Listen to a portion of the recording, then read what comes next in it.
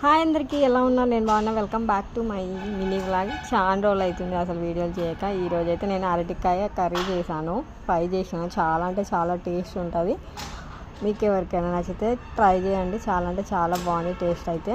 So నేనైతే first అయితే తురుముకున్న పైన, తర్వాత అయితే కట్ చేసుకొని ఉప్పు వాటర్లో వేసినాను. ఎందుకంటే బ్లాక్ అయిపోతాయి వట్టిగా వేస్తే. సో అందుకే వాటర్లో వేసి అయితే ఉంచుకోవాలి. ఆ తర్వాత అయితే నేను కావాల్సినంత ఆయిల్ వేసుకున్నాను. తర్వాత పోపు గింజలు వేసుకున్నాను, జీలకర్ర, ఆవాలు. తర్వాత అయితే కట్ చేసి పెట్టుకున్న ఆనియన్స్ వేసుకున్నాను. ఇంకా కొంచెం అది మగ్గినాక అల్లం వెల్లుల్లి పేస్ట్ అయితే వేసుకున్నాను. ఇంకా ఆ తర్వాత అయితే కొంచెం కరివేపాకు వేసుకున్న తర్వాత అయితే ఇంకా పసుపు వేసుకొని కట్ చేసిన అరటి ముక్కలను వేసాను. మూత పెట్టేసేసుకున్నాను. ఆ మూత పెట్టేసుకున్న తర్వాత అయితే మళ్ళీ కలుపుకున్నాను. ఇంకా నెక్స్ట్ వచ్చేసి నేనైతే సాల్ట్ వేసుకున్నాను. సాల్ట్ వేసుకున్న తర్వాత అయితే కారం వేసుకున్నాను 1 స్పూన్ వరకు. తర్వాత ధనియా పౌడర్ వేసుకున్నాను.